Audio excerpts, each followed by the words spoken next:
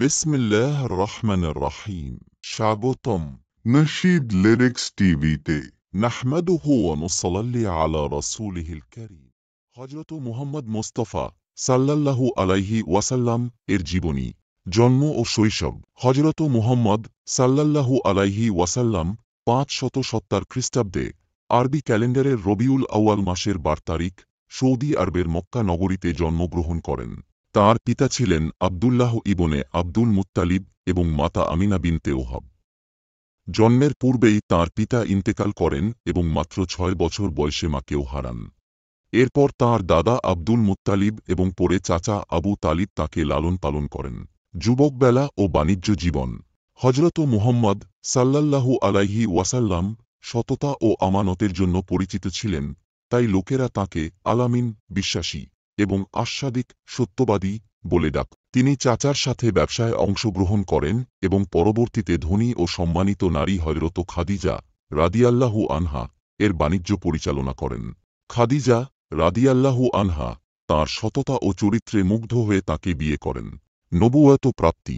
40 বছর বয়সে 610 খ্রিস্টাব্দে হেরা গুহায় ধ্যানমগ্ন অবস্থায় আল্লাহর পক্ষ থেকে জিবরাইল আলাইহি ওয়াসাল্লাম প্রথম ওহী নিয়ে আসেন।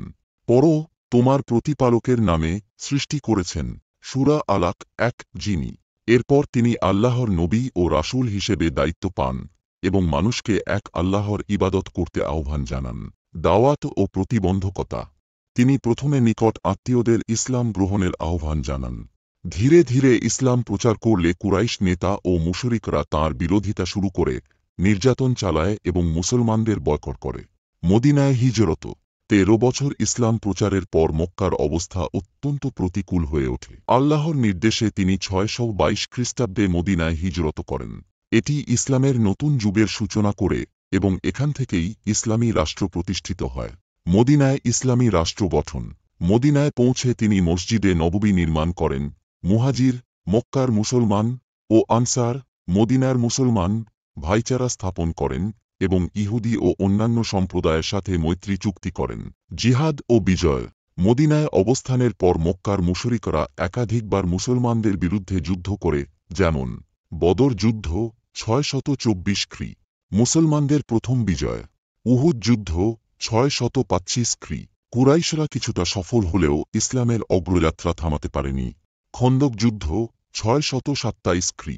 মুসলমানরা প্রতিরক্ষামূলক যুদ্ধ করে জয়ী হয়।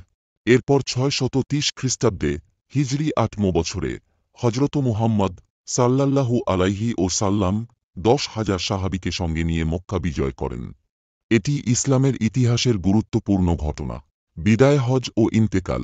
632 খ্রিস্টাব্দে তিনি বিদায় হজ আদায় করেন এবং আরাফাতের ময়দানে ঐতিহাসিক বিদায় হজের ভাষণ দেন, যেখানে তিনি মানবাধিকার, ন্যায়বিচার ও ইসলামের মূল শিক্ষা তুলে ধরেন। হযরত মুহাম্মদ সাল্লাল্লাহু আলাইহি ওয়াসাল্লাম 63 বছর বয়সে 11 হিজরি 632 খ্রিস্টাব্দ মদিনায় ইন্তেকাল করেন।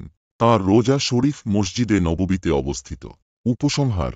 হযরত মুহাম্মদ সাল্লাল্লাহু আলাইহি ওয়াসাল্লাম ছিলেন মানবজাতির সর্বশ্রেষ্ঠ আদর্শ।